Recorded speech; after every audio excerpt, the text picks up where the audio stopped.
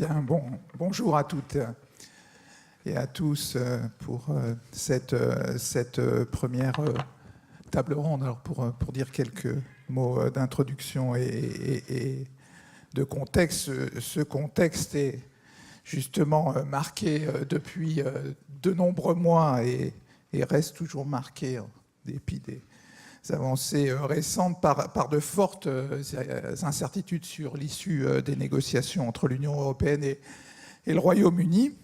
Et dans ce contexte, le message que les autorités de supervision ont passé depuis de nombreux mois avec force et constance aux intermédiaires financiers peut se résumer par une formule simple: préparez-vous à toutes les éventualités, y compris au pire.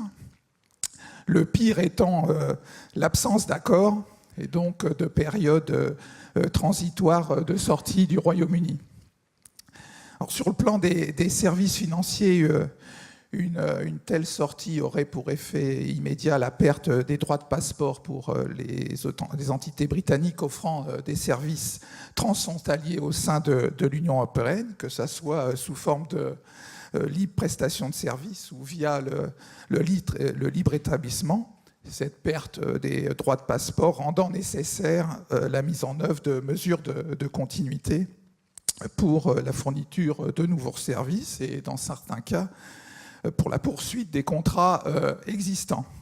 Alors, la question que l'on va se poser dans cette table ronde, notamment, c'est: est-ce que ce message des superviseurs a été entendu ? La préparation des acteurs financiers pour pallier aux effets du Brexit répond-elle à leurs attentes ? Donc, pour nous aider à apporter des éléments de réponse à ces questions, j'ai le plaisir et le privilège d'être entouré de représentants des principaux acteurs concernés qui vont pouvoir nous donner leur perspective sur la façon de répondre à ces questions. Alors, sur ma droite, Patrick Amis, qui est directeur général de la Direction Générale Supervision Microprudentielle numéro 3 de la BCE et qui est notamment particulièrement en charge du dossier Brexit à la BCE. Bernard Delas, qu'on ne présente pas, qui est le vice-président de la CPR, qui va nous donner la vision de la CPR pour les établissements qui sont dans son champ de compétences, qui est très large, puisqu'il va des assurances aux établissements de paiement, en passant par les entreprises d'investissement et les banques.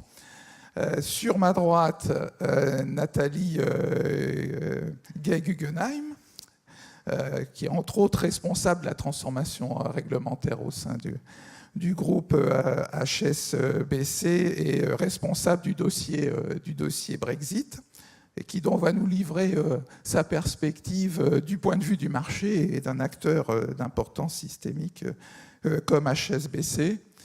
Et Xavier Parrain, secrétaire général adjoint à l'AMF, qui est en charge de la direction de la gestion d'actifs.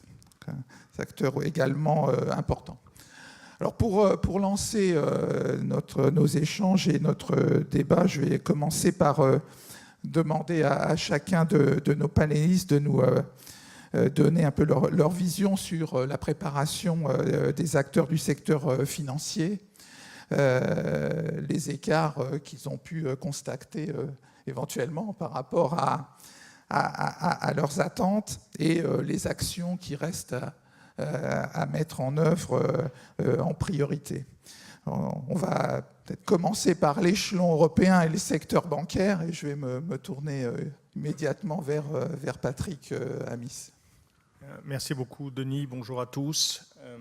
Alors, s'agissant des attentes, pour commencer, les attentes du mécanisme de supervision unique sont pour l'essentiel, s'en tiennent à deux principes. Le premier principe, comme tu le mentionnais, Denis, c'est la nécessité pour les établissements d'être préparés à toute éventualité. Hein, je pense que tout le monde peut être rassuré du projet d'accord qui a pu être obtenu récemment, mais la situation reste, comme l'actualité le démontre assez souvent, reste très évolutive, et donc il importe que les établissements soient prêts à toute éventualité et mesurent bien les risques qu'ils encourent en cas de hard Brexit. Je crois que ça, c'est vraiment le premier principe, et nous sommes évidemment extrêmement attachés à ce que les établissements aient une bonne préparation à cet égard. Le deuxième principe, c'est celui du refus des coquilles vides, pour le dire simplement. Et la déclinaison opérationnelle de ces principes a fait l'objet et fait toujours l'objet de discussions extensives avec les représentants des établissements, avec les établissements eux-mêmes, avec la place européenne. Vous pouvez en trouver la déclinaison définitive sur le site internet de la BCE dans sa version supervision. Il est publié sous l'onglet Brexit. On a même un onglet spécifique sur le sujet. Ces attentes comportent pour l'essentiel des éléments en matière de gouvernance effective des établissements établis sur le sol européen, des attentes en matière de gestion effective sur le sol européen des positions et des risques, ainsi qu'en matière d'accès aux principales infrastructures de marché, qui est un autre point qui est naturellement extrêmement important sur ce sujet. Il importe que les opérations qui sont menées sur le sol européen le soient sans recours excessif à la sous-traitance et à la délégation, ou à des pratiques de type back-to-back ou remote booking. Et par ailleurs, nous pensons que des solutions qui seraient fondées trop largement sur des succursales de pays tiers ne sont pas viables à moyen terme. Donc ça, c'est aussi l'un des sujets qui nous a beaucoup occupés ces derniers temps. Alors, deux points importants à souligner. Le premier, c'est que nous ne sommes pas dans une logique de fermeture des frontières européennes, ni d'isolement des entités européennes de leur groupe d'appartenance. Ce qui nous importe, c'est d'assurer la sécurité opérationnelle sur le long terme des opérations menées sur le territoire européen. Je crois que c'est vraiment ça le fondement de notre action. Et donc il importe pour ce faire que les établissements établis sur le sol européen puissent parer à toute éventualité dans tous les cas de figure. C'est d'ailleurs quelque chose qui rejoint des initiatives très similaires qui ont été prises il y a déjà plusieurs années par nos collègues américains et britanniques. Alors s'agissant maintenant du degré de préparation, je pense qu'on peut dire qu'on a eu une phase de démarrage assez lente avec les établissements. Chacun, il y avait peut-être parfois un peu de déni sur ce que pouvait représenter le Brexit. Chacun a pris la mesure progressivement des impacts. Et je crois qu'aujourd'hui, on peut dire que la plupart des établissements sont très fermement installés dans la mise en œuvre de leur plan de relocalisation. Mais on a, compte tenu d'un démarrage un peu tardif, on a aujourd'hui des marges de manœuvre qui sont extrêmement restreintes, et donc il conviendra de ne pas décaler dans les plans de relocalisation lors de la période de transition. Merci beaucoup. Alors, dans le domaine de la gestion en termes d'attente et de préparation, Xavier, qu'est-ce qu'on peut en dire ? Côté AMF, en effet, ce qui nous importe, c'est en effet d'avoir un niveau de préparation assez élevé de l'ensemble des acteurs. Pour bien préciser les choses, quand je parle dans l'ensemble des acteurs, c'est autant les acteurs anglais qui font des services d'investissement en France ou de la gestion d'actifs en France, que les acteurs français dans leur niveau de préparation par rapport à leur relation avec l'Angleterre. Aujourd'hui, dans les deux sens, préparation des Anglais autant que préparation des Français, on a l'impression que le niveau d'études, d'analyse et de préparation est très très fort du côté des acteurs de grande taille. Et je rejoins plutôt les propos qui ont été tenus jusqu'à présent sur le fait que les grands établissements ont bien pris la mesure du Brexit dans les principaux points. Et après, il y a peut-être des sujets de détails et des petits points à peaufiner dans l'analyse fine. Là où, du côté AMF, on a beaucoup plus de vigilance, c'est sur les acteurs de petite taille et de moyenne importance, où on a vraiment l'impression qu'aujourd'hui, l'étude n'a pas encore été complètement menée, voire pour certains, elle est vraiment naissante. Pour vous donner un exemple très concret, on reçoit encore au niveau de l'AMF des demandes de passeports sortants pour faire de la libre prestation de services en Angleterre aujourd'hui, fin novembre. Dans un cas de no deal, on peut dire que ce passeport pourrait ne pas durer très longtemps. Donc oui, il y a un niveau de préparation qui est très variable. Je pense qu'on a un effort collectif à faire pour analyser l'impact des différents scénarios de Brexit possibles sur l'ensemble des activités. Les grands impacts sont bien connus aujourd'hui des acteurs, par exemple en ce qui concerne la perte des passeports, notamment l'impact en termes de passeports de commercialisation de produits financiers. C'est important que ce premier sujet ait été pris à bras-le-corps par la place parce que l'impact de passeports de commercialisation, la perte des passeports de commercialisation est très importante pour la protection des investisseurs qui seraient détenteurs de produits financiers sans passeport. Évidemment, c'est un sujet qui nous importe beaucoup de façon à ce qu'il y ait une continuité du reporting, du conseil dans la durée fait aux investisseurs. Il faut que ce sujet soit traité par les établissements très tôt. Je pense que les grands établissements ont pris la mesure également des impacts du Brexit en ce qui concerne la relocalisation des forces commerciales.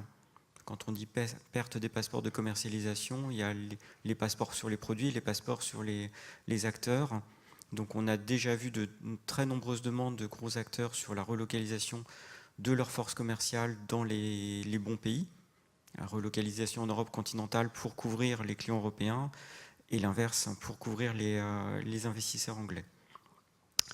Là où je pense qu'il y a encore un travail collectif à faire, c'est sur le travail de détail. Là encore, je pense qu'il n'y a pas de risque systémique lié à tous ces sujets en ce qui concerne le Brexit, mais on a encore des petites choses à travailler ensemble.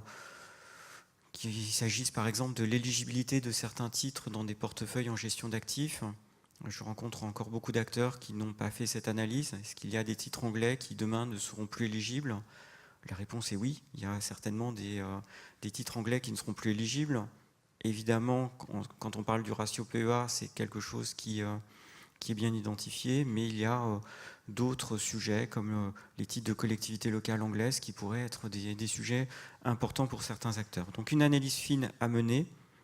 Je crois aussi qu'il y a un dialogue à mener avec le Trésor français et notamment dans le cadre d'une ordonnance éventuelle liée à un hard Brexit, il est important que l'ensemble des mesures permettant à la place de Paris de bien gérer cette transition, donc l'ensemble des mesures au niveau législatif et réglementaire soient prises en temps et en heure de façon à ce qu'en effet ces sujets de détail, les sujets d'éligibilité, les sujets de droit des contrats puissent être gérés de la manière la plus souple possible pour l'ensemble des acteurs.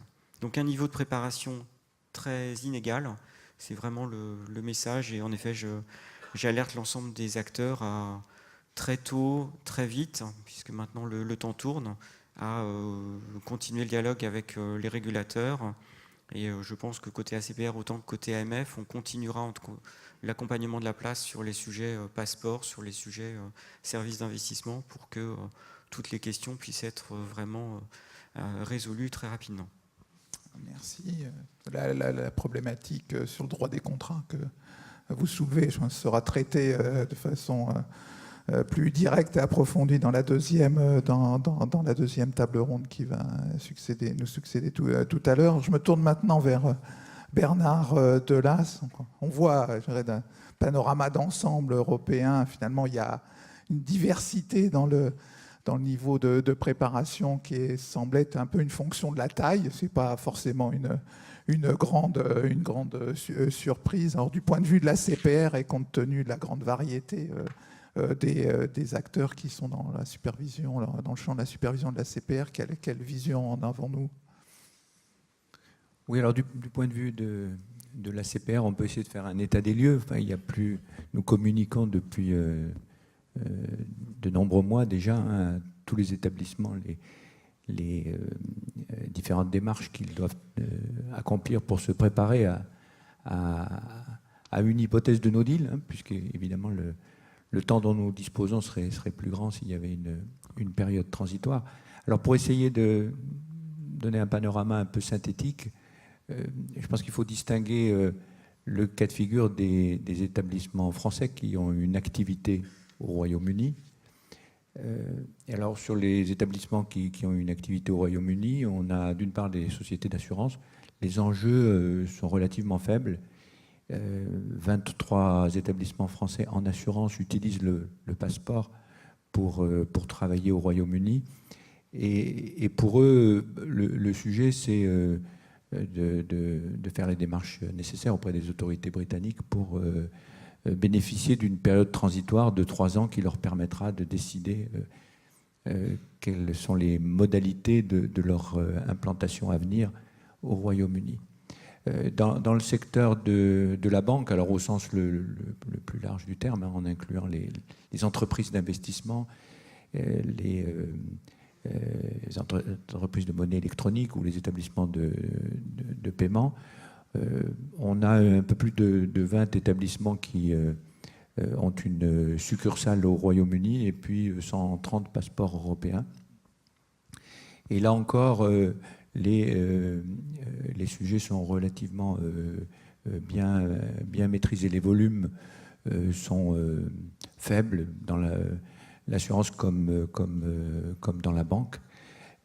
Et le sujet que nous avons à traiter est plutôt dans le sens établissement du Royaume-Uni travaillant en France, où là on a des enjeux plus élevés. Alors si je reprends les différents établissements, pour ce qui concerne les assureurs, il y a une 50aine d'établissements anglais qui travaillent sur le marché français. Sur ces 50 établissements, le volume d'activité représente 8 milliards de provisions mathématiques, presque 3 milliards d'euros de primes, ce qui est significatif, mais relativement faible eu égard à la taille du marché français pour fixer les idées. Les provisions techniques sur le marché français atteignent près de 2500 milliards, donc 8 milliards sur 2500. Ça reste quand même un enjeu relativement limité. Et dans l'assurance, toujours, on peut dire que les établissements qui font le gros du volume sont prêts. Alors il reste un sujet de préoccupation sur 3 d'entre eux qui, en cas de no deal, ne seraient probablement pas complètement prêts. Notamment, et c'est le sujet qui sera, Denis Baud l'évoquait, qui sera traité dans la 2e table ronde, notamment en ce qui concerne la continuité des contrats, parce que ce sont des établissements qui ont un portefeuille d'activités en France. Ce sont souvent des risques de long terme, des risques de responsabilité civile médicale, d'assurance construction ou des grands risques de responsabilité. Et les contrats, même d'ailleurs lorsqu'ils n'ont pas été renouvelés, peuvent être des contrats qui seront sinistrés dans 2 ans, dans 3 ans ou dans 4 ans. Et donc il y a une problématique de continuité des contrats. Différentes solutions ont été imaginées. La seule qui est une parade définitive et complète, c'est le transfert de ce portefeuille à une entité française. Alors une fois de plus, les gros établissements l'ont fait. Il reste que quelques petits établissements qui n'ont pas été encore jusqu'au bout du processus. Alors dans le secteur bancaire, là on a et toujours au sens large, avec les entreprises d'investissement et les établissements de paiement et de monnaie électronique, on a une très grande variété de situations. Il y a plus de 2700 passeports dans le sens Royaume-Uni vers le marché français. Sur ces 2700 passeports, la très grande majorité, 2100 je crois, sont des passeports pour des entreprises d'investissement.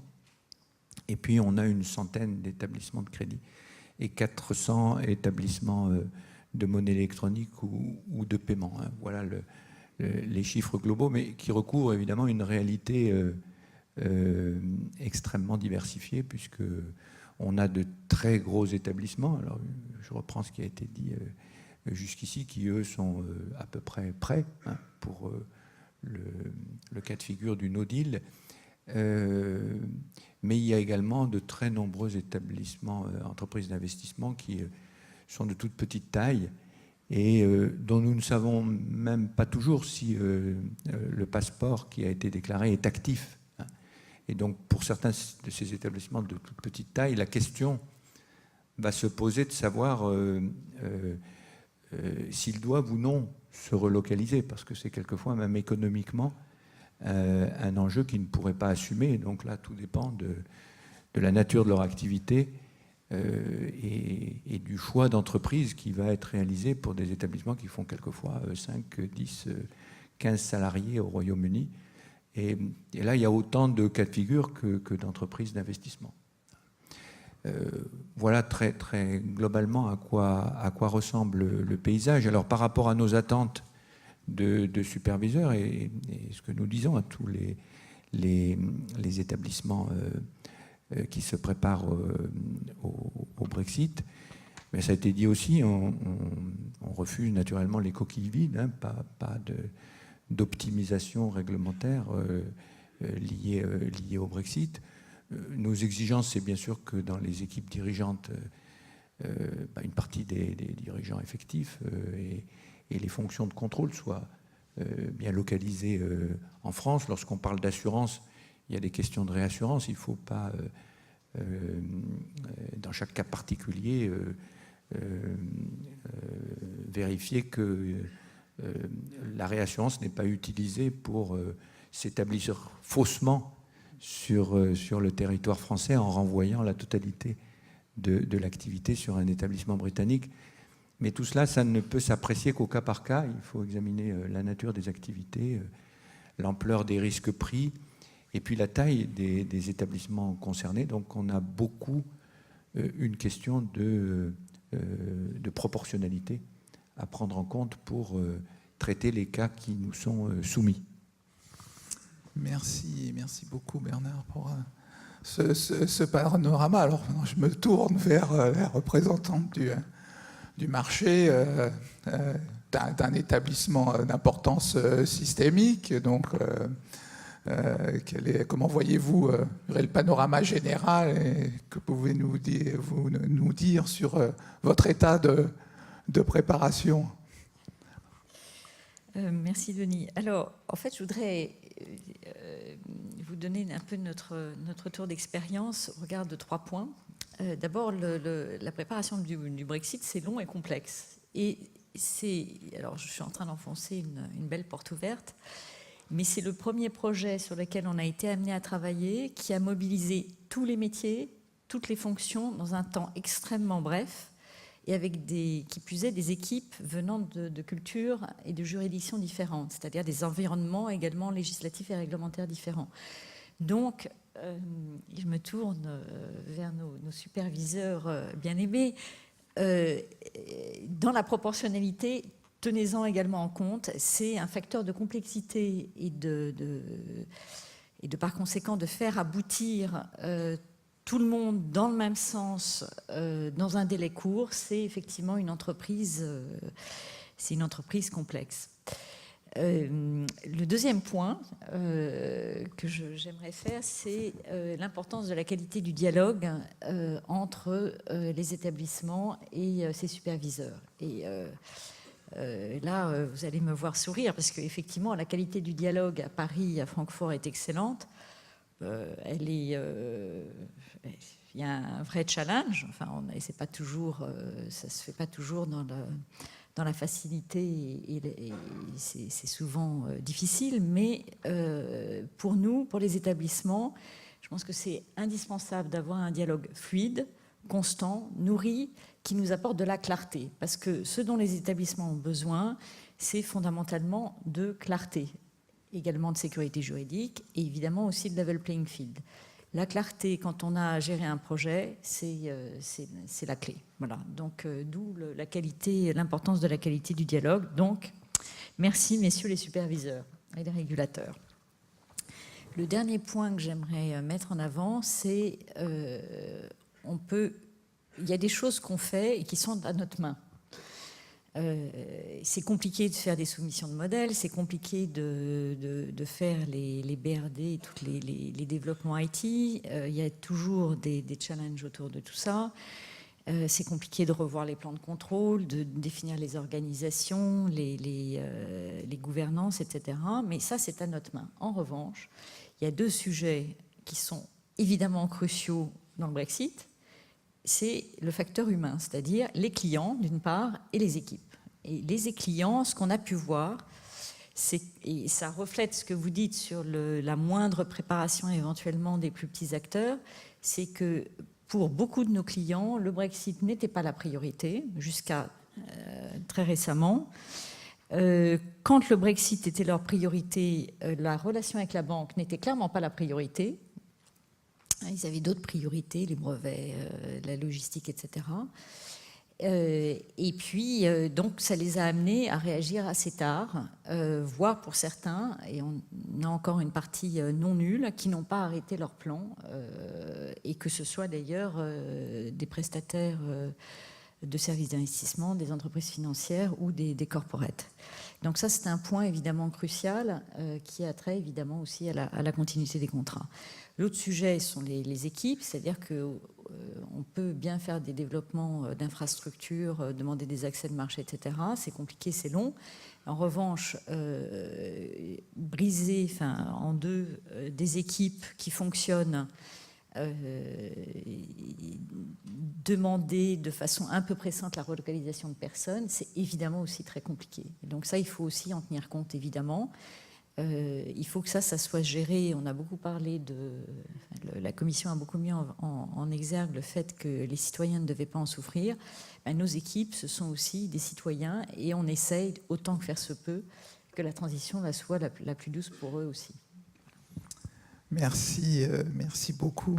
Beaucoup de points, j'imagine. Il va y avoir quelques commentaires complémentaires. Peut-être un premier sujet sur la clarté des attentes des superviseurs. Je comprends. Dans le cadre d'un dialogue nourri, fluide.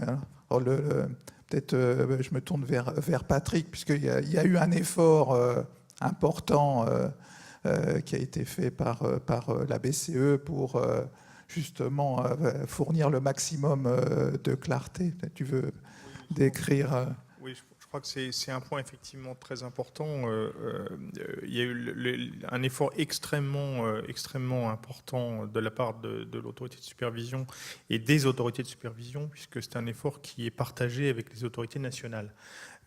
Et donc nous avons mis en œuvre très rapidement un double effort de discussion, de dialogue avec les établissements, alors à la fois avec les organisations représentatives et à la fois au plan individuel avec énormément de réunions techniques avec les établissements pour à la fois passer des messages, bien comprendre les questions techniques qui se posaient à eux et pouvoir y répondre également. Et tout ceci s'est fait dans le cadre de cet autre effort qui était celui d'une harmonisation et d'une cohérence et d'une convergence des points de vue au sein des autorités de supervision en Europe. Et je crois que c'est en tout cas de supervision bancaire, et je suis particulièrement frappé de ce point de vue, de voir à quel point, lorsque nous mettons les sujets Brexit sur la table du Conseil de supervision de la BCE et du mécanisme de supervision unique, à quel point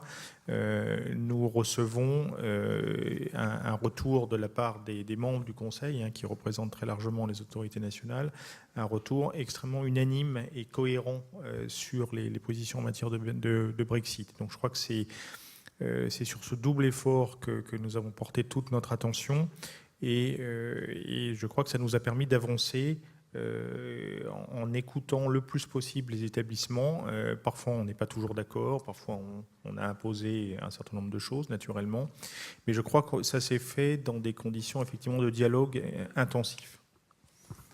Le dialogue a été nourri, comme constructif, finalement, peut-être du côté des autorités de marché sur la transparence des attentes et Transparence des attentes et égalité de traitement, c'est vraiment ce qu'on a souhaité côté des autorités de marché, au point de mettre en place, il y a quelques mois maintenant, un comité au niveau de l'ESMA pour s'assurer qu'il n'y avait pas d'arbitrage entre les différentes juridictions sur des points très importants pour les acteurs, comme la proportionnalité, la notion de substance. Quand on dit qu'on ne veut pas de coquilles vides, évidemment, c'est quelque chose qui est partagé par l'ensemble des régulateurs européens, l'ensemble des pays européens. Mais ça veut dire quoi, une coquille vide ou l'interdiction d'une coquille vide? Ça veut dire combien en termes de substance au minimum entre les différents pays? Donc, ce qui a été décidé au niveau de l'ESMA, c'est de mettre en place un comité, le SCN, Supervisory Convergence Network, pour regarder tous les projets de relocalisation proposés par les entités anglaises dans chacun des pays européens, et entre régulateurs en charge des autorisations, pouvoir challenger chacun des dossiers très concrets des autres pays. Donc ça nous a permis d'avoir une cohérence d'approche, une égalité de traitement, et de traiter en commun un certain nombre de sujets, comme je l'indiquais, la substance, la proportionnalité, la délégation, ou les sujets de mise à disposition de personnel, des sujets qui maintenant sont, au travers de ces exemples de dossiers individuels, quasiment au niveau d'une doctrine partagée entre régulateurs et qui permettent maintenant de stabiliser complètement les attentes des régulateurs sur les nouveaux dossiers, puisque en effet il y a déjà eu beaucoup de dossiers de relocalisation en Europe continentale sur autant les sociétés de gestion de portefeuille que les entreprises d'investissement, et on a un certain nombre de règles qui ont été partagées entre régulateurs. Donc le fait que l'ensemble des pays européens soient mis autour d'une table pour parler de ce genre de sujet, c'est un point pour moi qui doit énormément rassurer la place sur la qualité de traitement de l'ensemble des dossiers. merci. Le Supervisory Board dans le domaine bancaire exerce aussi, c'est une de ses fonctions dans le cadre du Brexit, d'assurer cet échange, comme tu le soulignais. C'est une des modalités de l'échange et de l'homogénéisation des attentes et des interactions avec les acteurs sur ce sujet de transparence, d'égalité de traitement. Bernard, Peut-être un mot sur le sujet, mais beaucoup a déjà été dit. Je pense que les travaux qui ont été réalisés entre les superviseurs nationaux et les autorités européennes ont permis de fixer le cadre, et je crois qu'on peut dire qu'il y a peu d'écart entre les approches des différents superviseurs nationaux sur ce sujet. Après, par rapport à ce qui vient d'être dit, la problématique est plutôt liée à l'extrême diversité des établissements considérés, surtout en termes de taille, et donc aux modalités d'une adaptation de ces principes qui sont partagés par tous à des réalités économiques d'établissements qui seraient, en l'état actuel des choses, trop petits pour respecter l'intégralité de ce que nous attendons d'eux. Alors, il y a des questions d'appréciation qui relèvent du superviseur national, et notamment de crédibilité des business plans qui sont soumis et des évolutions qui sont envisagées par les établissements qui se relocalisent pour valider des programmes dans lesquels la montée en puissance de l'adaptation de l'établissement aux exigences du superviseur national pourra se faire. merci beaucoup. Alors, on a parlé de l'attitude de l'action des superviseurs. Donc, une des dimensions importantes des plans de continuité, c'est la relocalisation d'une partie des ressources. Quels sont les critères qui rentrent en ligne de compte pour un établissement comme HSBC? Je pense que là encore, on a en gros 3 critères, mais le premier critère, c'est où sont nos clients. Et je pense que c'est un critère qui est assez universellement partagé. On va essayer d'être au plus près de nos clients. Le deuxième critère, évidemment, c'est est-ce que vous avez déjà une infrastructure, des équipes sur place et où ? Au sein de HSBC, HSBC est présent dans une petite dizaine de pays en Europe.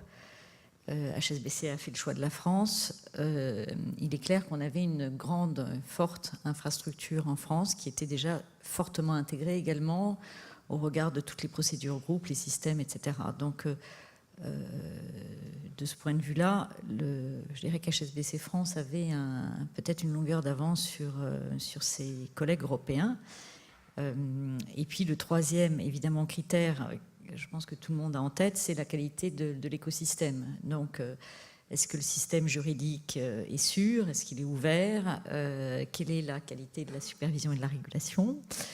Ça, évidemment, ça rentre. La qualité du dialogue fait évidemment partie des aspects qui sont pris en compte. Les pools d'expertise sont évidemment aussi un critère important. Mais je dirais que c'est un choix qui se fait sur ces trois aspects. Merci beaucoup.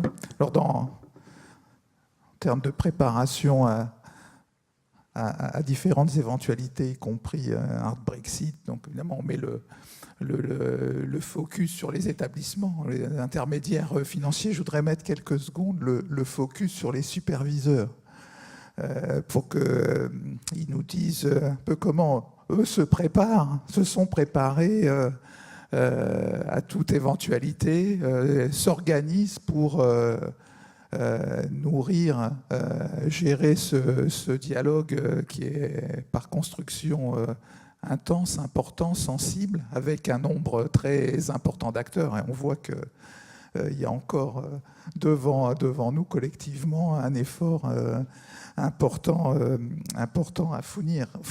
Peut-être Bernard, dire comment la CPR a abordé ce sujet, est organisée. Écoutez, la CPR a d'abord très tôt communiqué sur le fait qu'elle serait à la fois rigoureuse dans l'application des principes qui ont largement été évoqués tout à l'heure, mais également ouverte au dialogue avec les établissements qui étaient candidats à la relocalisation sur le marché français. Et nous avons tout fait pour simplifier leur démarche, en reprenant des documents qui avaient déjà été soumis aux superviseurs britanniques, en mettant en face de chacun des candidats à la relocalisation en France un interlocuteur de la CPR parlant anglais et qui est leur référent au sein de la CPR. Et je dois dire que sur ce plan-là, les choses se sont bien passées et qu'il n'y a pas eu de difficultés dans la gestion des dossiers, sinon des difficultés liées au nombre de dossiers qui sont arrivés en même temps et puis aux candidats retardataires. Un certain nombre d'entre eux arrivent encore. Il y a une cinquantaine de dossiers qui sont en cours de traitement à la CPR et sur lesquels nous nous efforcerons d'être prêts pour le 30 mars.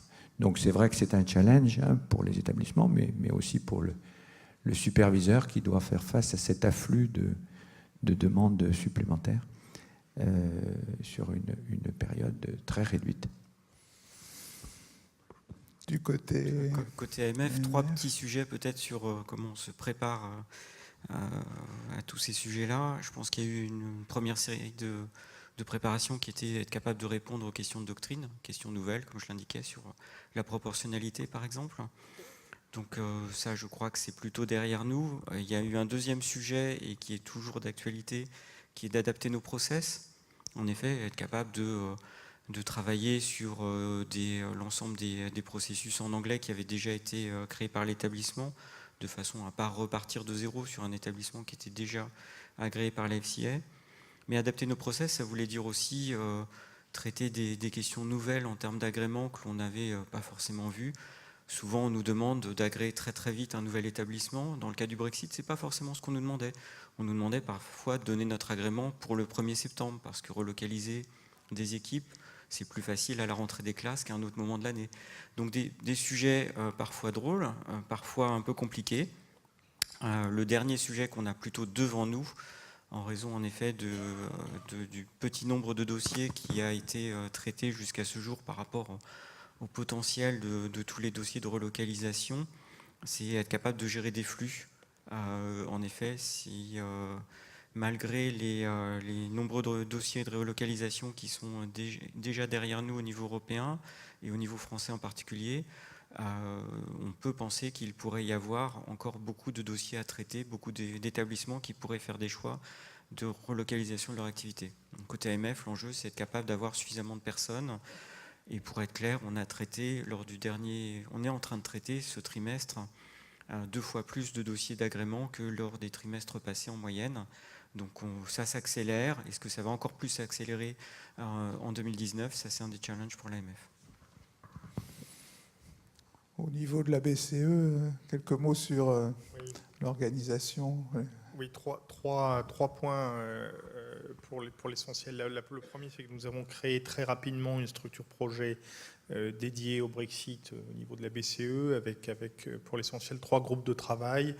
Un premier concentré sur les établissements entrants, un autre sur les établissements sortants et le dernier sur les questions de principe ou de réglementation qui pouvaient se poser.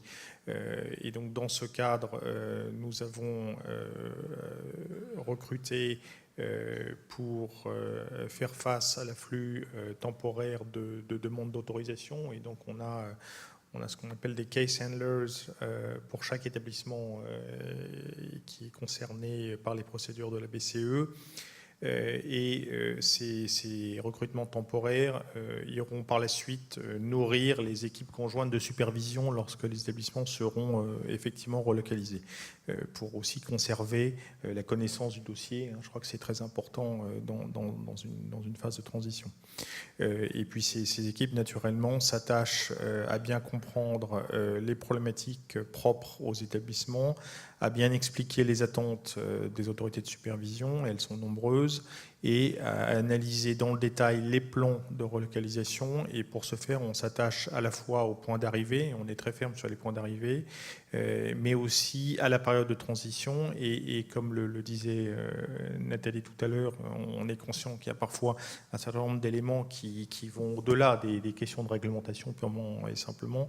Et donc on est sensible aussi à des plans de transition, des périodes de transition, pour peu qu'ils soient crédibles et qu'on reste dans des durées de transition raisonnables. Et tout en restant ferme, encore une fois, sur les points d'arrivée.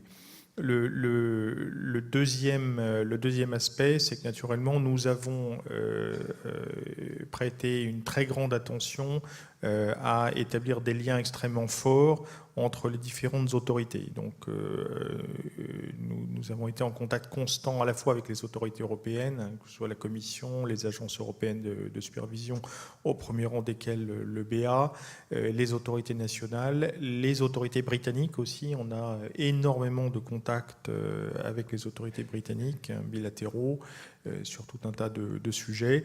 Et parfois aussi, d'ailleurs, des autorités, il n'y a pas que les autorités britanniques, il y a aussi parfois les autorités des groupes d'appartenance. Et donc, on a aussi beaucoup de contacts avec les autorités américaines, suisses, japonaises, pour donner quelques exemples.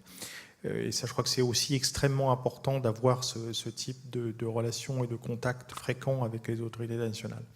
Le troisième et dernier point, c'est la création d'une structure d'échange de manière très similaire à ce qui était fait au niveau de l'ESMA, qui est une structure d'échange opérationnel dédiée au Brexit et avec lesquels on échange notamment donc, non seulement au niveau du conseil de supervision, mais aussi au niveau technique avec les équipes des autorités nationales sur les principes, mais aussi sur les plans individuels. Donc, sachez que la plupart des plans individuels de relocalisation des établissements qui passent par la BCE ou lorsqu'ils ne sont pas en supervision directe, mais resteront en supervision indirecte, par les autorités nationales, sont regardés de manière collective. Et de mon point de vue, il faudra poursuivre après Brexit sur cette structure d'échange collégial de façon à assurer aussi un minimum d'égalité de traitement dans la durée entre les différents établissements, qu'ils soient supervisés directement par la BCE ou qu'ils restent sous supervision nationale. Merci beaucoup. Je dirais que fermeté sur les principes, pragmatisme dans la mise en œuvre sont les mots d'ordre dans la gestion du dialogue avec les établissements. Alors peut-être une dernière question pour faire un tour d'horizon avant d'ouvrir une séance d'interaction avec nos panélistes et la salle. Le gouverneur, dans son discours introductif, soulignait la perspective d'une recomposition du paysage financier vers un réseau polycentrique. Donc je voulais vous poser la question, compte tenu de vos points d'observation et d'action privilégiés, comment voyez-vous se recomposer le paysage, le rôle de la place de Paris dans ce paysage? Est-ce que vous souscrivez à cette image qui pourrait se dessiner d'une évolution, d'une recomposition du paysage financier vers un réseau polycentrique? Qu'est-ce qui... Je peux peut-être commencer. Effectivement, je pense que dans un premier temps, le plus probable est effectivement que nous soyons en face d'un réseau polycentrique avec une coexistence de plusieurs places financières, en complément avec Londres, probablement, en tout cas dans une période de transition. Alors, comment les choses évolueront par la suite, c'est un peu plus compliqué évidemment à dire, et je n'ai pas de boule de cristal.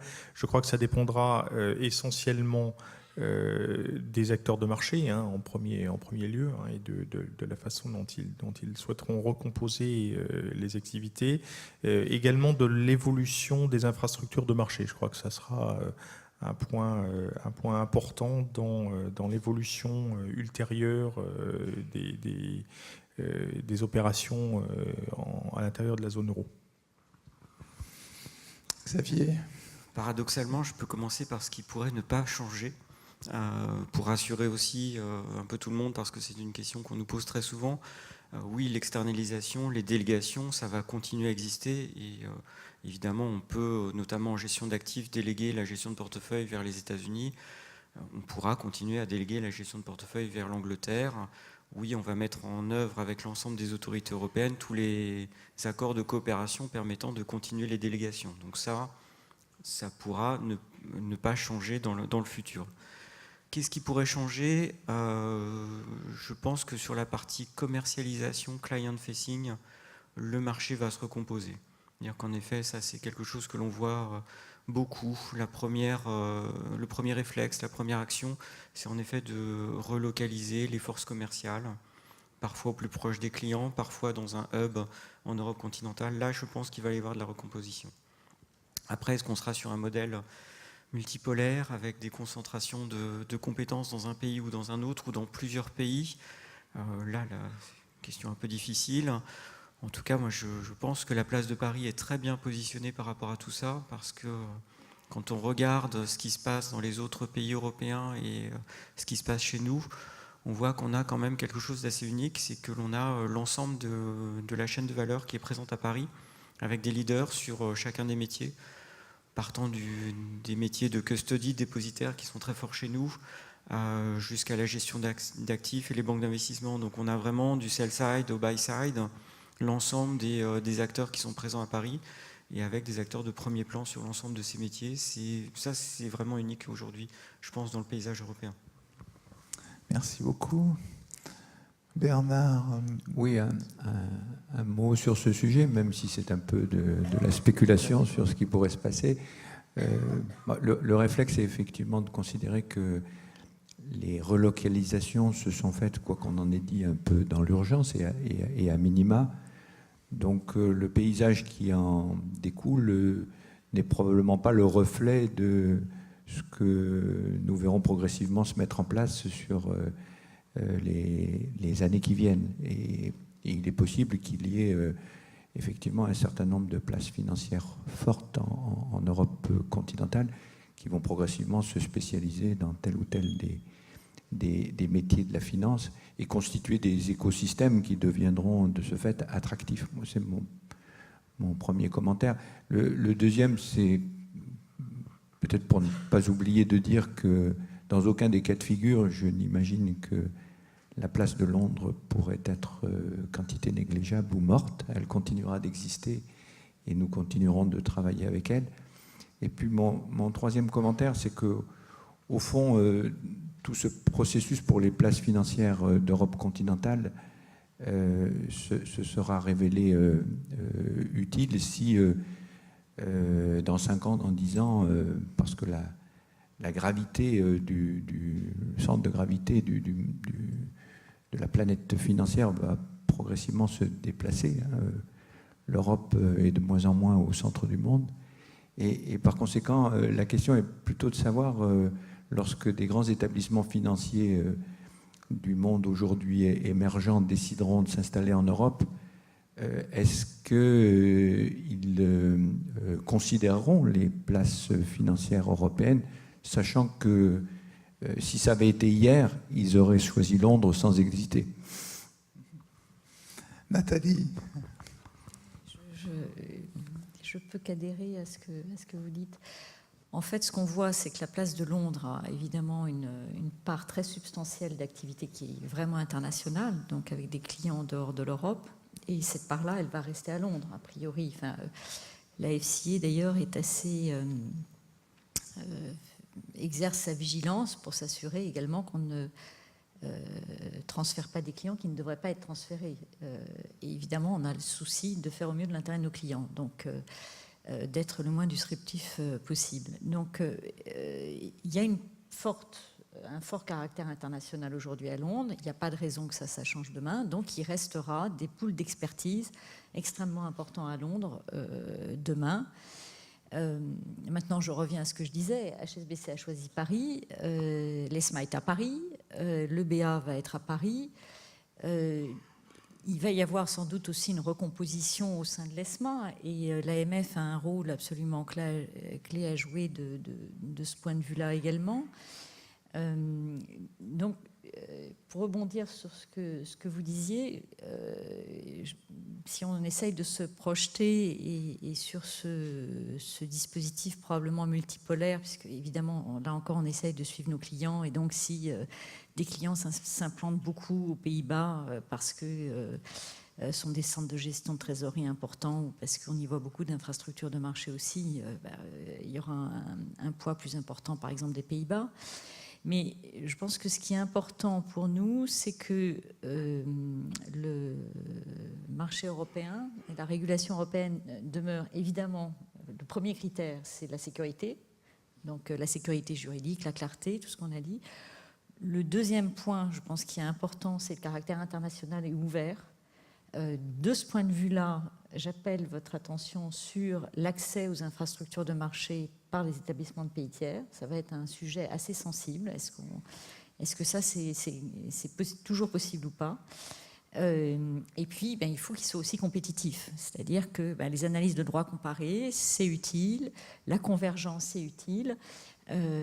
Et là-dessus, on compte évidemment beaucoup sur nos autorités bien aimées.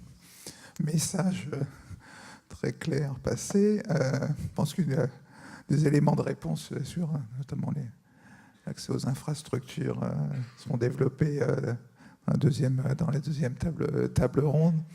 On a couvert un champ assez large des problématiques associées au degré de préparation des différents acteurs du système financier dans les scénarios les moins favorables. Et donc l'absence d'accord, j'imagine, et j'espère que ça a suscité des questions, des réflexions auprès de vous tous qui avez assisté à cet échange. Donc maintenant, je voudrais vous inviter à intervenir, qui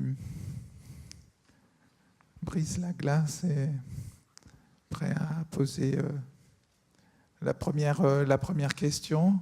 Monsieur, si vous voulez vous présenter, Bernard.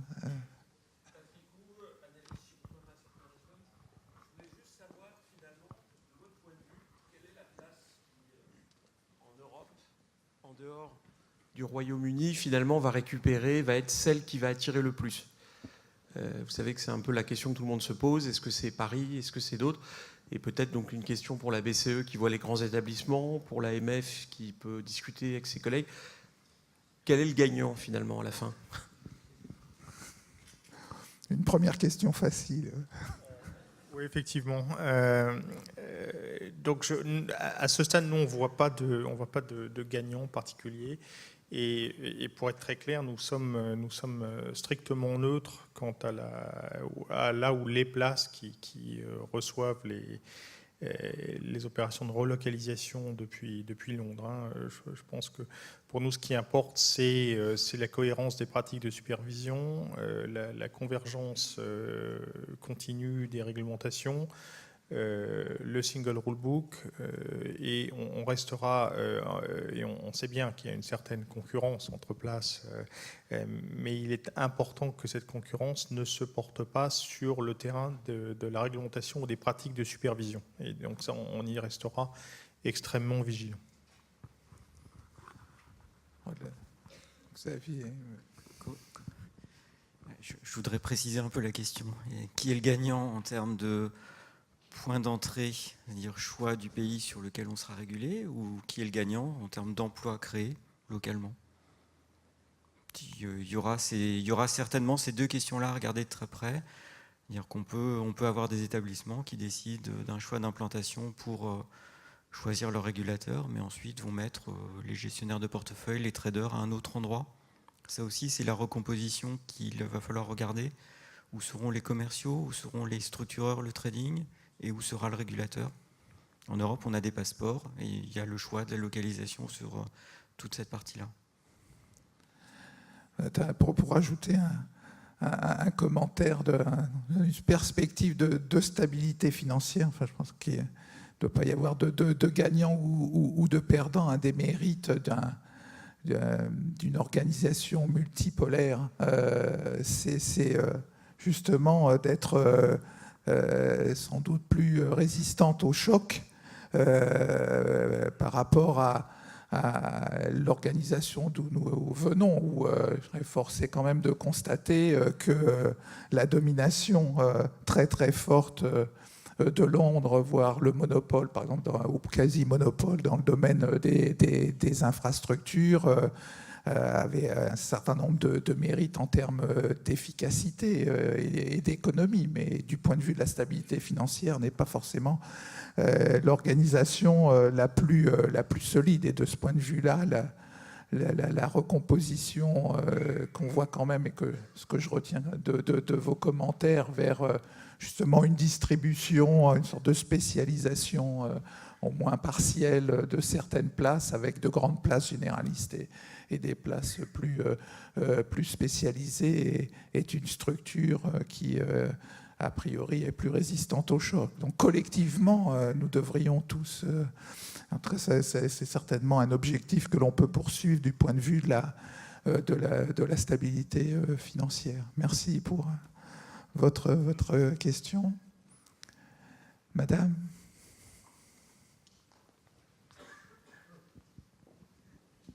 Adia Garouri, Alliance Global Investor. Moi, j'ai 3 questions. Déjà, sur le sujet des coquilles vides, j'aimerais savoir un peu votre vue sur l'état de préparation des banques à ce sujet. Est-ce qu'on va leur laisser une période de transition pour se préparer?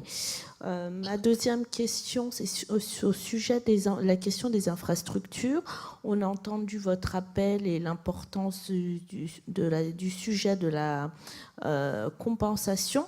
Mais il semble qu'à ce stade, l'Union européenne ait une position assez ferme, au contraire du UK qui a une position assez souple. Et moi, j'ai rencontré des banques pour lesquelles c'est le sujet le plus flou. On leur a donné aucune instruction. Pour l'instant, le seul plan qu'elles ont, c'est faire appel à des banques de manière contractuelle, notamment des banques US. Donc j'aimerais un peu qu'on ait plus de clarté là-dessus. Et la troisième question, c'est au sujet de la consolidation et du Brexit. Est-ce que finalement la recomposition de l'Union européenne et peut-être, comme l'a dit le gouverneur, une union bancaire plus intégrée va aider à aller aux consolidations transfrontalières? J'entends par là pas seulement les flux de capitaux ou de dépôts, mais également le problème des produits d'investissement, de la législation qui est différente d'un pays à l'autre et qui apparemment semble être un frein à la consolidation cross-border des banques. Merci beaucoup pour ces 3 questions. Alors, sur les coquilles vides, oui, donc votre question porte sur la période de transition, si j'ai bien compris. Je pense que, comme je l'ai dit tout à l'heure, je crois qu'on est prêt, les superviseurs bancaires sont prêts à examiner des périodes de transition naturellement. Et en pratique, c'est ce qu'on voit assez souvent. Je crois qu'il y a plusieurs éléments dans la discussion des périodes de transition. Il y a à la fois la question de la relocalisation des opérations elles-mêmes, hein, ça c'est le premier point, et donc des transferts d'opérations en tant que telles, et donc ce que ça suppose en termes de droit des contrats, etc. Donc il y a tout un tas de questions derrière ça. Il y a le deuxième point, c'est celui de la relocalisation des équipes de vente. Et bon, ça, je crois que c'est très clair avec la perte du passeport. Hein. Je pense que c'est une nécessité. Et le troisième point, c'est la relocalisation des équipes de trading et de gestion des risques, au moins en partie. Et ça fait partie des attentes de la BCE et des mécanismes de supervision unique, hein, de façon à assurer la capacité de gestion opérationnelle effective en toute situation des opérations qui sont enregistrées et traitées en Europe. Et puis, il y a la question d'accès aux infrastructures de marché, de systèmes d'information, etc. Étant entendu naturellement que notre objectif n'est pas de mettre fin à la sous-traitance. Hein. Je crois que ce serait totalement illusoire et contre-productif. Hein. Donc, notre objectif, c'est de nous assurer qu'en tout état de cause, nous disposerons d'entités qui auront assez de substance, y compris en termes humains et en termes de système, pour gérer les opérations quoi qu'il arrive. Et donc, dans ce cadre-là, nous regardons dans le détail avec les établissements, un plan par plan, les périodes de transition et les points d'arrivée pour nous assurer qu'ils sont conformes à nos attentes. Merci. Sur les 2 autres volets, sur les consolidations transfrontalières, enfin, si je peux contribuer, élément de réponse, parmi les obstacles aux consolidations, on peut raisonnablement argumenter qu'il y a un certain nombre d'obstacles réglementaires et de supervision, et donc militer pour une convergence beaucoup plus forte là où elle n'a pas encore eu lieu Après, la question, est-ce que ça suffit pour déclencher et motiver des opérations de consolidation qu'on peut souhaiter par ailleurs. Et les responsables de la banque sont régulièrement exprimés sur le sujet, donc, et aussi ceux de la BCE. Maintenant, il y a toute une série d'autres considérations qui rentrent en ligne de compte, qui sont des facteurs qui doivent aussi pousser ou peuvent pousser à des consolidations. Donc, il ne faut pas non plus surestimer, même si c'est un facteur important, l'importance des facteurs réglementaires, même s'il est désirable, souhaitable qu'il y ait une plus forte convergence. Et c'est une des dimensions de l'achèvement de l'union bancaire, notamment. Madame ? Excusez-moi, il y avait la question des infrastructures. Oui, alors sur les infrastructures, alors non, c'est sur les conditions d'accès, ce point-là, on peut peut-être la conserver. Je la renverrai volontiers vers les panélistes de la deuxième table ronde, d'autant que je vois que Emmanuel Assourn, qui est un grand spécialiste du sujet, pourra y répondre bien plus précisément. Mais on ne la perd pas de vue. Oui, donc j'avais une question, vous m'entendez? Oui. Louise Laïdi, le groupe BPCE. J'étais intéressée par le critère de proportionnalité et je voulais vous interroger sur une question qui est relative à la banque de détail. Il y a certains établissements français qui ont un tout petit volet d'activité de banque de détail au Royaume-Uni, très marginal. Donc j'ai vu par exemple que la CPR et la PCE étaient intervenus pour qu'on envoie des courriers aux clients dont les contrats pourraient être impactés d'ici la fin 2018. Et la cible, c'était des détenteurs de contrats d'assurance vie. Ça, je comprends assez bien, c'est un produit assez français. Il y a des Français qui se délocalisent au Royaume-Uni et qui ont un contrat d'assurance vie. Mais si on lit l'opinion de la BE de juin dernier, on comprend qu'il faudrait envoyer, d'ici la fin de l'année, des courriers à toutes les Madame Michu du Royaume-Uni sur le thème on ne sait pas très bien qu'est-ce qui va se passer, on vous envoie un courrier, etc. Et au fond, c'est parfois difficile d'analyser le sujet parce que sur des tout petits volumes d'activité, quand vous vous intéressez au droit anglais pour savoir quelle est la réponse, ça coûte très cher. Notamment, il faut solliciter un avocat anglais. Et je voulais savoir, au fond, si dans cet exercice, vous appliquiez un critère de proportionnalité où vous disiez « Ah non, l'essentiel, c'est le consommateur ». Voilà, c'était ma question. Oui, alors je pense que c'est une question qui me paraît devoir être avant tout posée aux autorités britanniques, à vrai dire. Puisqu'on comprend que les autorités britanniques, dans l'application du critère de proportionnalité, notamment en matière de détention de dépôts d'origine britannique dans les livres des succursales d'établissements tiers établis à Londres, et tiers pour les Anglais, établis à Londres. On comprend que l'application du critère de proportionnalité par les autorités britanniques est assez stricte de facto. Il y a assez peu d'appétit à conserver notamment des succursales demain de pays tiers, qui sont des succursales de groupes européens aujourd'hui, mais qui seraient demain de pays tiers post-Brexit. Il y a assez peu d'appétit à conserver un régime juridique de succursales dès lors qu'on aurait des volumes jugés importants de dépôts de clientèle de détail britannique et le critère de jugement sur le caractère important ou pas des dépôts et le seuil est de facto extrêmement bas. Et donc ce qui conduit à un certain nombre d'établissements qui souhaiteraient conserver ce type d'activité, soit à envisager la création de filiales à la place de succursales aux États-Unis, soit de facto à abandonner ce type d'activité lorsqu'elles sont absolument marginales dans les business plans pour les opérations au UK. Oui, merci. Je comprends. C'est en effet l'activité dite de deposit taking. Alors, je comprends le cas d'une succursale établie au Royaume-Uni, je comprends tout à fait, mais le cas d'un tout petit volet d'activité en cross-border rendu depuis la France, ça me paraît moindre. comme ça. Oui, effectivement, mais il est vrai que cette question d'activité en cross-border se pose juridiquement. Et je crois que Absolument, sur le plan juridique, vous avez raison, oui. C'est un point. Mais donc, il faut voir plutôt avec les autorités anglaises. Merci. Monsieur.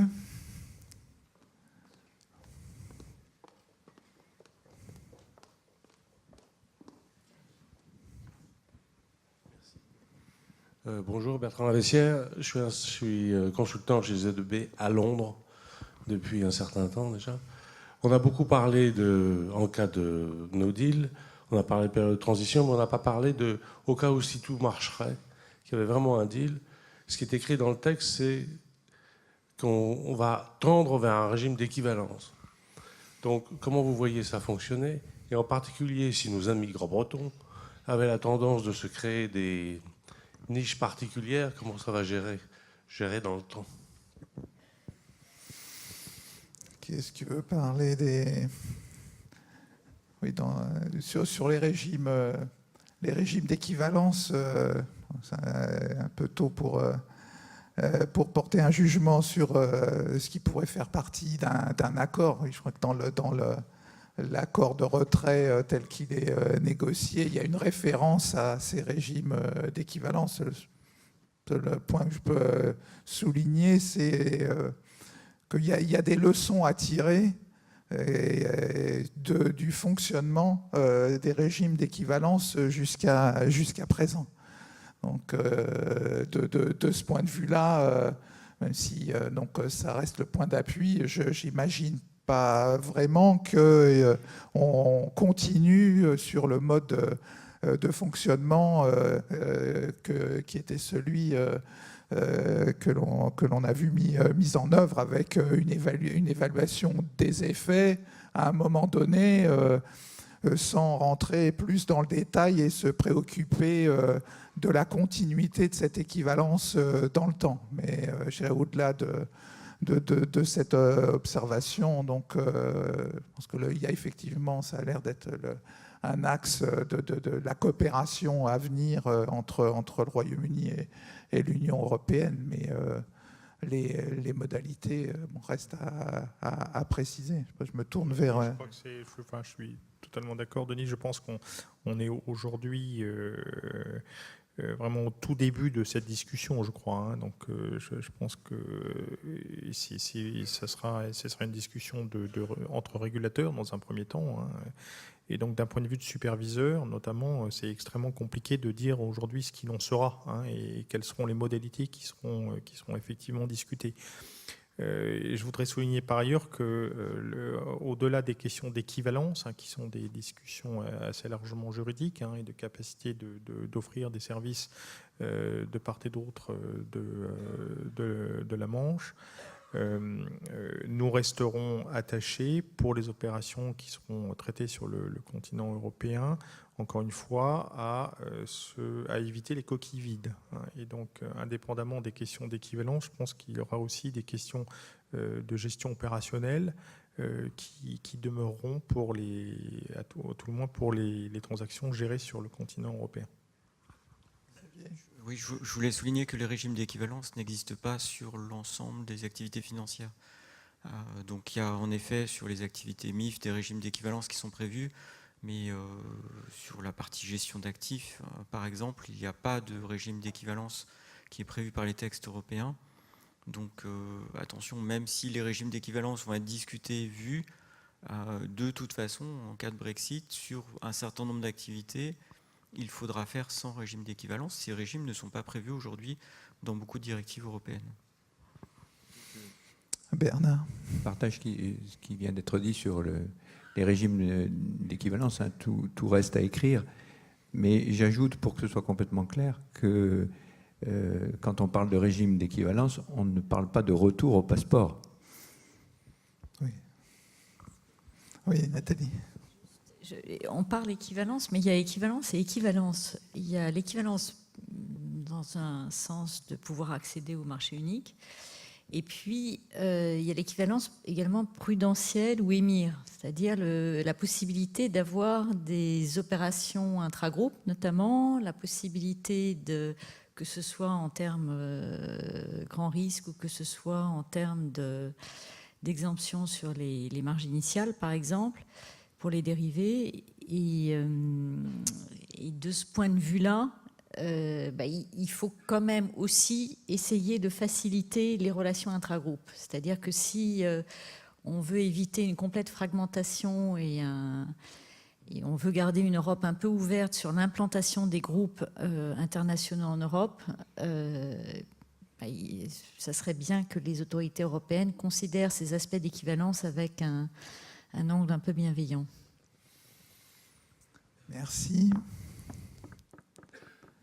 Monsieur.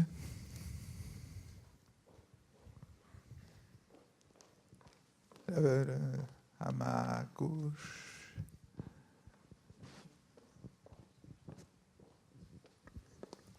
Merci Claude Varnet, ancien fonctionnaire à la direction du Trésor. On a bien noté la grande neutralité de la BCE vis-à-vis des géographies vers lesquelles se relocaliseront ou se relocaliseraient les établissements. Est-ce que, sur la base de vos observations depuis 2 ans, vous avez l'impression que l'accélération du changement climatique pousse à une forte éclosion des coquilles vides du côté de l'Irlande, de Dublin ?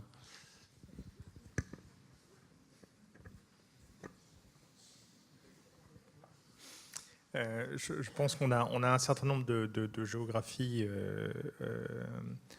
en Europe pour lesquelles on voit effectivement des opérations qui étaient auparavant localisées à Londres qui peuvent se relocaliser. Donc l'Irlande est l'une de ces géographies. Je n'ai pas le sentiment que ce soit des coquilles vides. Pour les raisons que j'indiquais auparavant, c'est que l'Irlande est une autorité de supervision qui est dans le mécanisme de supervision unique et donc nous discutons énormément, nous échangeons et nous avons des contacts extrêmement fréquents avec les autorités irlandaises également et je n'ai pas le sentiment qu'elles souhaitent s'éloigner des principes communs que nous avons érigés en matière de refus des coquilles vides. Sans rentrer plus avant dans le détail. Merci. Peut-être une dernière question ou 2 dernières questions, monsieur.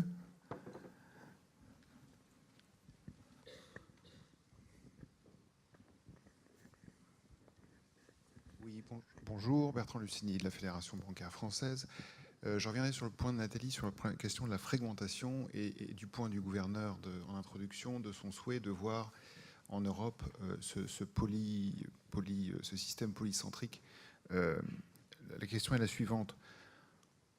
Compte tenu de l'état embryonnaire de l'Union des marchés de capitaux actuelle et de la non-reconnaissance, et ça a été flagrant lors des dernières discussions au Conseil, de la plupart des États membres, de la non-reconnaissance des avancées concrètes de l'union bancaire, afin de reconnaître les bénéfices de cette union bancaire en termes de juridiction unique, ne considérez-vous pas finalement qu'au-delà de la question à très court terme de savoir si Paris gagnera plus que Francfort, gagnera plus que Milan, il n'y a pas un risque majeur européen pour que finalement l'Europe perde d'ici à moyen terme la capacité de redevenir ou de devenir un centre financier, compte tenu non seulement donc de cette absence de capacité de faire fluidifier la liquidité et le capital, et d'autre part éventuellement de la perte de coûts opérationnels, de fait de cette fragmentation européenne, de ce polycentrisme qui n'existait pas dès lors que Londres était un centre unique.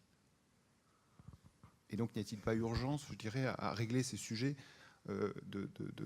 d'absence de fragmentation et s'assurer que les acteurs européens puissent perdurer dans cette union des marchés de capitaux? Je peux commencer peut-être par souligner que polycentrisme ne veut pas dire fragmentation. C'est un principe, et notamment en termes de liquidité. La sous-conversation concerne les infrastructures et je voudrais simplement observer que les forces du marché ont poussé à des économies d'échelle jusqu'à la limite et jusqu'au monopole en pratique. Donc le gouverneur soulignait cette question du monopole privé.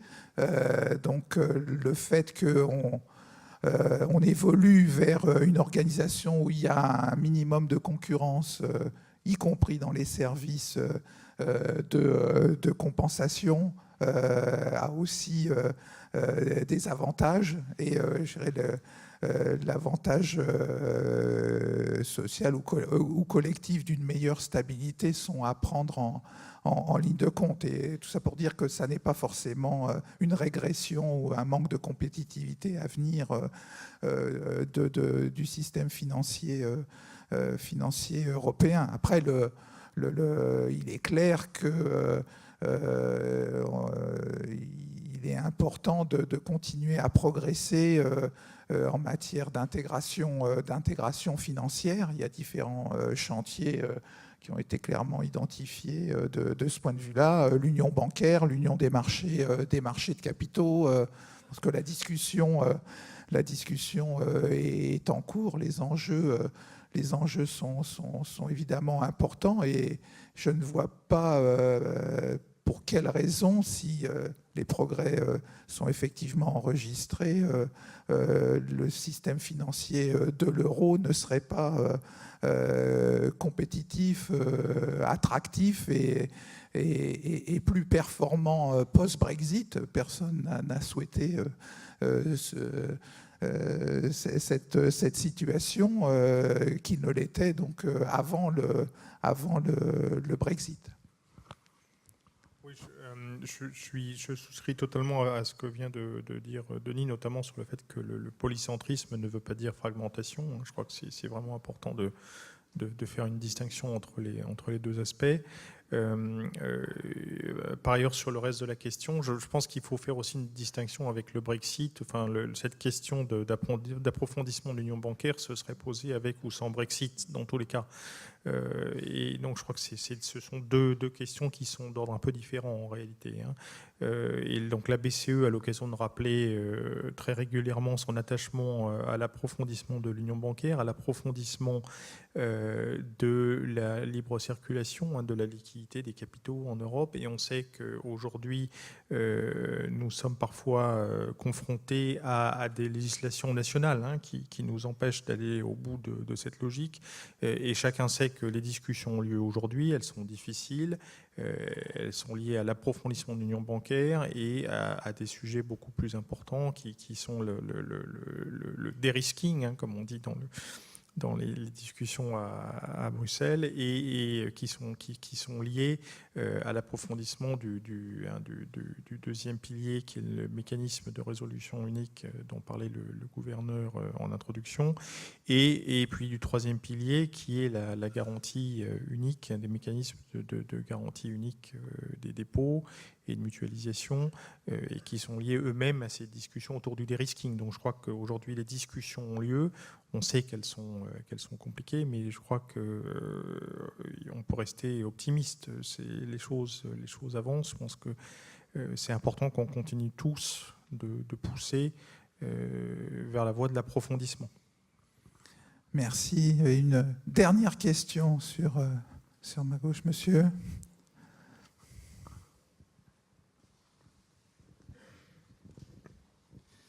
Merci Jean-Guillaume de Tocqueville, avocat. On a parlé beaucoup de délégations qui vont, comme le disait M. Parrain, continuer à exister. Et la question essentielle sur ces mécanismes de délégation, c'est la question de la substance de l'entité délégante. C'est une question que se posent notamment beaucoup d'établissements britanniques. Et à ma connaissance, il n'y a pas notamment de réglementation nationale précise dans les pays sur ces sujets-là. Monsieur Parrain, vous avez parlé d'un comité au niveau de l'ESMA qui va se pencher sur ces sujets, c'est une très bonne nouvelle, mais ça reste du soft law. Est-ce qu'il y a des perspectives de règles juridiques harmonisées à terme sur ces sujets ? Alors, en effet, il y a des règles de plus en plus précises que l'on essaye d'appliquer en soft law au travers des différents dossiers d'agrément qui sont vus par chacun des pays. On va de plus en plus dans le détail de ce qu'on demande en termes de substance pour pouvoir bien externaliser ou déléguer telle ou telle activité. Pour vous prendre des exemples très concrets, hein, en effet, on parlait au départ du nombre de personnes. Maintenant, on parle du nombre de personnes sur telle ou telle activité qui doivent être présentes pour pouvoir bien déléguer. Après, on va un peu plus loin pour dire, attention, ces personnes, elles sont présentes à plein temps ou pas? Parce que dire j'ai besoin de 3 personnes mais présentes à 20% de leur temps, c'est pas la même substance que 3 personnes présentes à temps plein. Donc oui, on essaye aujourd'hui de se mettre d'accord entre régulateurs européens sur des cas concrets. Et pour moi, le temps ensuite de l'externalisation, il viendra peut-être, de l'écriture de la guidance, viendra peut-être après. Il y a déjà eu des opinions de l'ESMA qui ont été publiées il y a quelques mois. Je pense qu'aujourd'hui, les cas concrets nous permettent d'aller encore plus loin dans ce qu'on attend vraiment des acteurs. En tout cas, on attend vraiment des acteurs des moyens solides en termes de contrôle des risques, par exemple, en termes de dirigeants effectifs présents localement pour pouvoir bien déléguer. C'est bien ça ce qu'on appelle une coquille qui n'est pas vide. Il y a vraiment des personnes sur place qui maîtrisent la complexité des activités qui vont être déléguées et qui sont capables, avec plusieurs regards, niveau 1 et niveau 2, de pouvoir bien encadrer ce qui va être délégué ensuite à un pays tiers. Donc est-ce que ça se transformera à un moment donné en règle dure? En tout cas, ce qui m'importe, c'est que ces règles soient appliquées sur les cas concrets de relocalisation dès aujourd'hui. Merci beaucoup. Je crois qu'il faut qu'on arrête cet échange maintenant. Donc, je voudrais remercier nos panélistes pour un débat très riche, très large sur le degré de préparation des acteurs et les attentes des superviseurs. Peut-être demander de les applaudir en les remerciant très chaleureusement.